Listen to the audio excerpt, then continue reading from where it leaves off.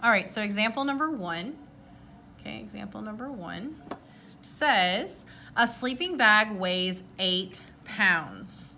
Your backpack and sleeping bag together weigh 31 pounds. So some things we're going to pull out, some key vocabulary.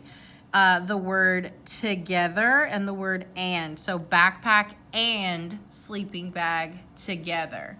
So if you look up here, and together tell us to add. So we're definitely looking for some addition, okay? And then it says our total, together is going to be 31 pounds. So we're looking for an addition problem with a total of 31.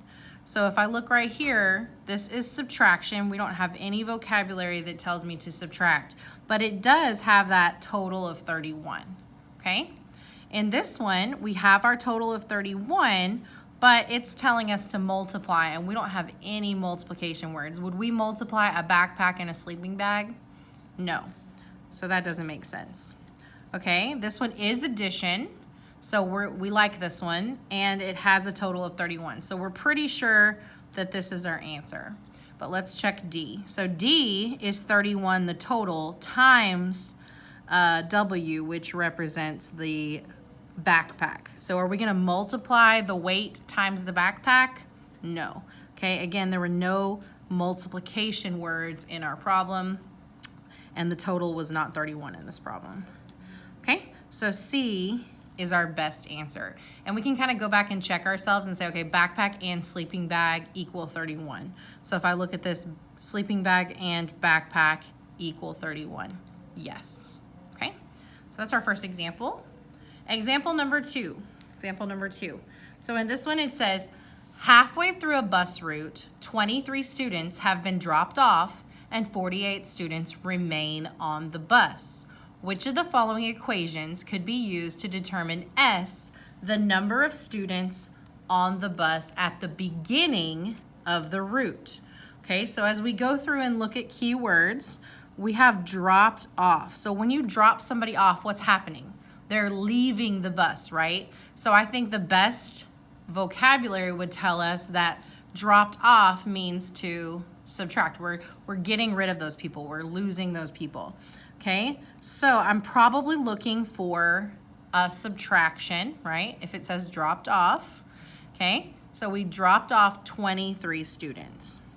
And then we don't know our total. Our total is missing in this problem, okay? Our total is the S.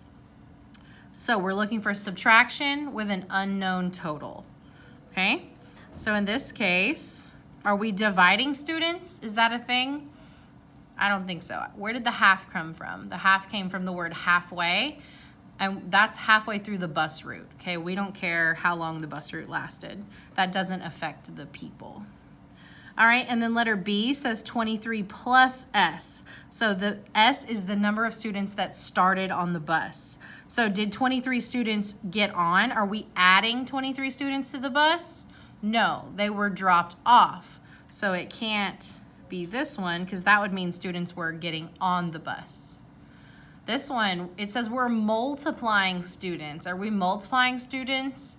Not in this case, so that's not a right answer. And then letter D. Letter D says the number of students that started on the bus, and then we took away 23. We dropped off 23 students, which is what we wanted, and now we have 48 that remain. So what's left over? 48. So this is our best option, okay? And again, we just used that key vocabulary and kind of talked through these. All right, and then our last question, example number 3, says, which situation cannot be represented by the equation x plus 10 equals 45? So essentially, we're looking for a total of 45, and we're looking for problems that mean to add, right? We're looking for addition problems. Okay, and then in this case it says which one cannot be represented. So we're gonna have 3 good answers and 1 answer that does not have addition, okay? All right, so it says Marissa spent $45 on a hat and a shirt. The hat costs $10. What is X, the cost of the shirt in dollars? Okay, so in this case, our spent is actually our total, right? That's how much we spent together on a hat and a shirt. So we spent a total of $45. Now, sometimes spent is a negative word, but in this case, the spent is our total. So we have a total of $45, and we bought a hat and a shirt. So when you go shopping, you add your hat and your shirt together to find your total. So in this case, we have addition, and we have a total of 45. So A is probably correct, and we're looking for one that is not correct, cannot be represented. So let's look at B. Letter B says Nico rode his bike 45 miles last week. So again, that is our total, okay? Total of 45 miles. It says he rode 10 miles on Tuesday, and then he rode the rest on Wednesday. So essentially Tuesday plus Wednesday is going to get us our total of 45. So again, this is an addition problem with a total of 45. So we're pretty sure that one is correct as well. Again, we are looking for one that is not correct. All right, letter C. It says there are 45 students in a group. There are also 10 adults in the group. What is X, the total? So in this case, is 45 the total? Because we need 45 to be the total to match this equation. So here we spent 45, that was our total. Here he rode 45 miles, that was our total. But in this case, it says what is X, the total? So if X is the total, can it match our equation up here? The answer is no, it cannot. So we're pretty sure that C is going to be our answer, but let's check D.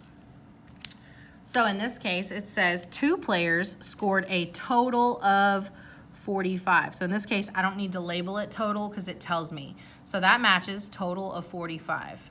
And then it says 1 player scored 10. What is X, the number of points scored by the other player? So when we're adding points together, right, player 1 and player 2, we have to put them together, and that would be addition, right? The player 1 and the player 2. So in this case, player 1 was 10, and we're adding that second player, and for a total of 45 points. So again, addition with a total of 45. So this one is also correct. So the only one that does not really fit is letter C. Okay, letter C.